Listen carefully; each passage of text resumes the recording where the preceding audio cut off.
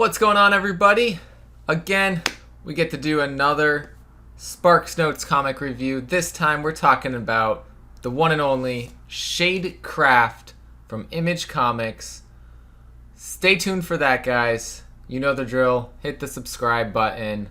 Like the video. Let me know what you were thinking about this book that came out yesterday. I loved it. I'm going to tell you why I loved it after this.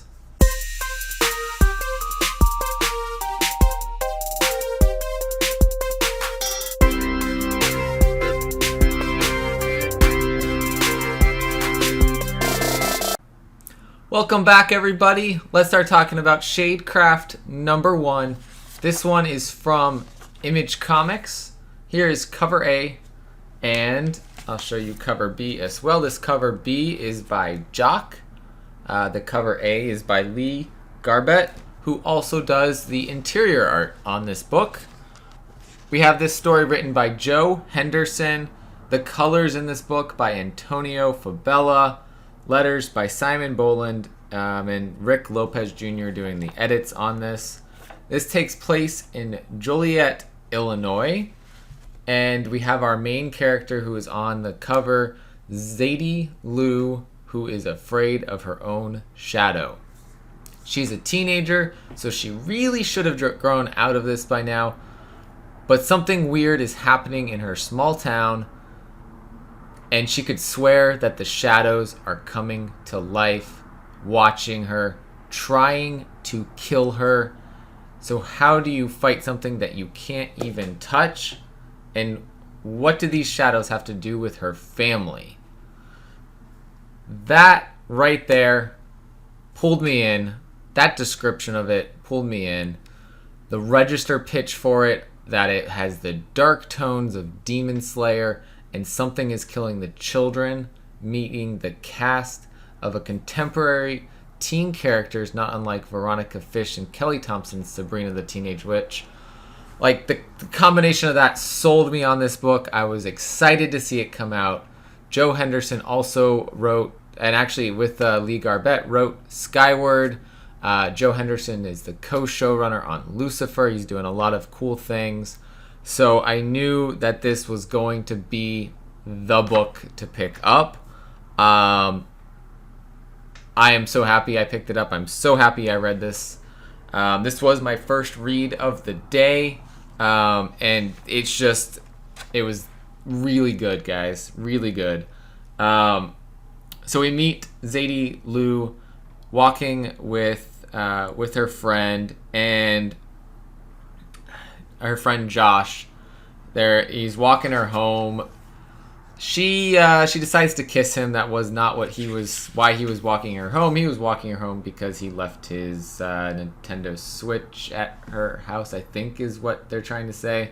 He just said my Switch. And it sounds like she's not very popular at school. She says one of her 2 friends at school. It sounds like maybe something's happened that has left her not as popular at school.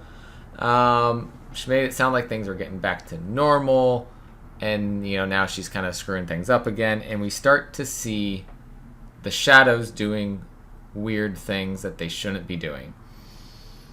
Turns around, everything's fine, but the shadows continue to surround her, do things they're not supposed to until she gets home, and the art here is just 10 out of 10.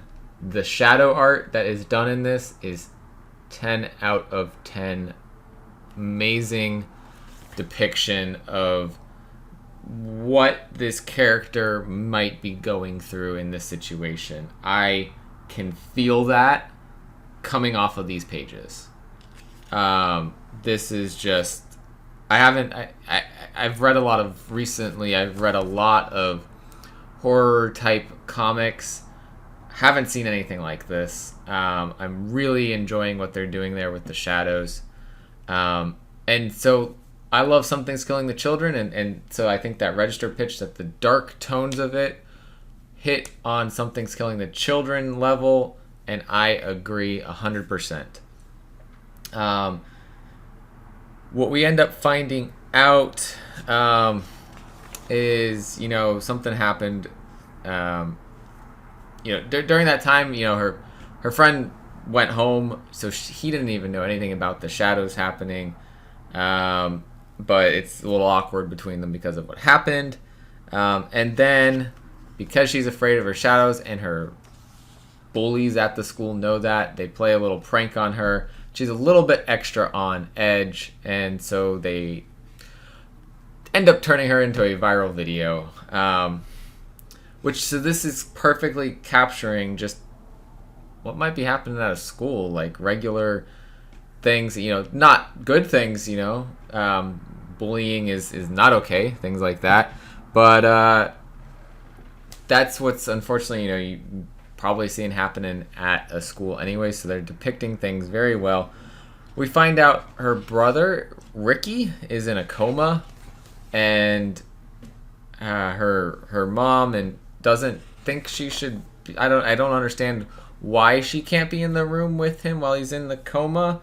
I don't know if it's susceptible to infections or something like that, but it seems like he's in this coma at home, and the mom is helping take care of him. So it's something odd going on there that led to him being in this coma.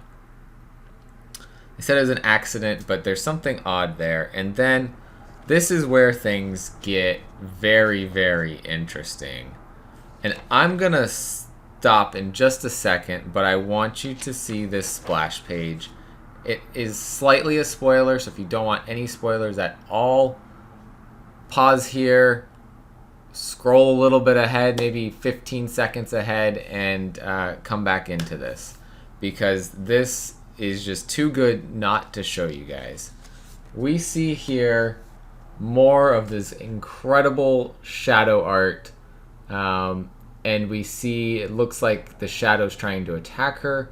We also see almost like, I don't know, I want to say a shadow warrior coming out and protecting her. So I love what they did here. I love what Lee Garbett did with the art here. The coming scenes after that are just incredible. And this ends on such an emotional note that I love how it ended. And I haven't read probably this good of a first issue I've read a lot of good first issues recently, but I think this may be my favorite first issue I have read this year. I keep coming week to week. There's always another good first issue, but this one, I don't know, I hit something different this week, something more emotional, and I really enjoyed this story. I've been reading probably too many really good books recently because I've been giving a lot of 9s and 10s out of 10.